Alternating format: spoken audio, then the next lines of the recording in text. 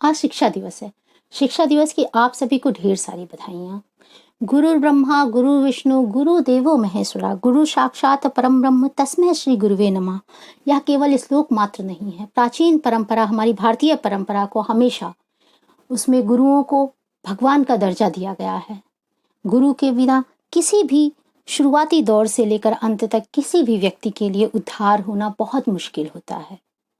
अगर हम एक दोहे की बात करते हैं तो आपने सुना हुआ, गुरु गोविंद दो खड़े काके लागों पाए, बलिहारी गुरु आपने गोविंद दियो बताए। भगवान और गुरु में भी अगर तुलना की जाती है तो हमेशा सर्वप्रथम गुरु का ही मान होता है, गुरु का ही नाम आता है। दोस्तों, आज जो शिक्षा नीति है, आज जिस तरह की शिक्षा चल रही है, क्या वह कितनी हमारे लिए आवश्यक है और क्या वह उसका महत्व वैसा ही है? यह सब समझना आज की डेट में हर शिक्षक के लिए बहुत जरूरी है। शिक्षा मनुष्य की निर्मित एकमात्र साधन है। शिक्षा बोध निर्मित तो करती है, उस बोध के अनुरूप मनुष्य की सामाजिक भूमिका का निर्धारण भी करती है। इस संदर्भ में भारतीय शिक्षा में आवश्यक प्रयत्न के लिए चिंतित दार्शनिक का नाम है डॉक्टर सर्वपल्ली राधाकृष्णन जी, जिनके उपलक्ष्य में हम शिक्षक दिवस भी मनाते हैं। स्वाभाविक है कि जब राष्ट्र की नई शिक्षा नीति 2020 क्रियान्वयन की दिशा में आगे बढ़ रही है, तब डॉक्टर राधाकृष्णन की शिक्षा दृष्टि पर विचार जरूर किया जाना चाहिए। एक ज्ञान दूसरे ज्ञान को जन्म देता है। नया ज्ञान हमेशा प्राचीन ज्ञान की समीक्षा के बाद ही सृजित होता है। यदि प्राचीन ज्ञान की समीक्षा नहीं है तो जिसे हम अत्यंत नवीन ज्ञान के रूप में समझते हैं वह केवल कल्पना है। शिक्षा द्वारा कल्पना शक्ति प्राप्त होनी चाहिए, लेकिन कल्पना की यह शक्ति सृजन धर्मी हो, उसके लिए समीक्षात्मक चिंतन विधि भी जरूरी है। हम शिक्षकों को स्वीकार करना होगा कि शिक्षक का दायित्व श्रेष्ठ मनुष्य का निर्माण करना होता है। इसका मापन एकेडमिक उपलब्धि या शिक्षापरांत आय से नहीं होता।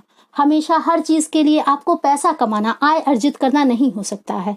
हमें अपने विद्यार्थियों को सृजनात्मक कल्पना की क्षमता से युक्त एवं स्वावलंबी बनाना चाहिए। यही मनुष्य के निर्माण की प्रक्रिया भी है।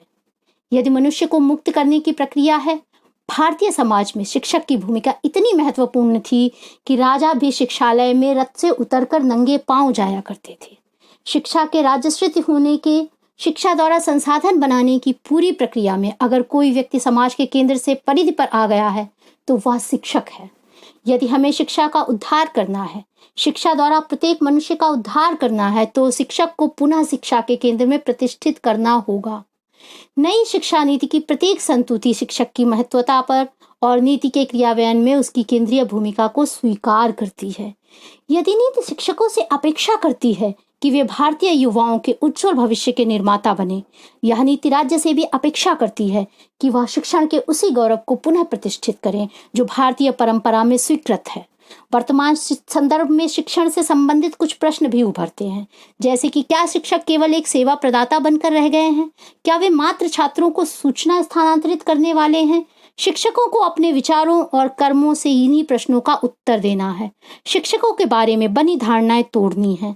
आम जन तक यह संदेश संप्रेषित करना होगा कि सेवा प्रदाता संसाधन बना सकता है, मनुष्य नहीं। जबकि शिक्षक मनुष्य बनाता है, मनुष्यता का बीजारोपण करता है। हमें अपने जीवन में किसी न शिक्षक को हमेशा देखा और शुरू से उन्हें देखा है। किसी न किसी शिक्षक के पढ़ाए जाने के तरीके, उनके द्वारा की गई व्याख्या आज भी प्रेरित करती है। हमें ध्यान रखना है कि हम उसी शिक्षक की परंपरा के उत्तराधिकारी बने। एकेडमिक हो या किसी भी तरह के नेतृत्व का कार्य केवल संरचनाओं और संसाधनों पर विचार करना नहीं होता। प्रायः हम शिक्षा व्यवस्था के अंतर्गत इसी को एकेडमिक नेतृत्व का कार्यक्षेत्र मान लेते हैं।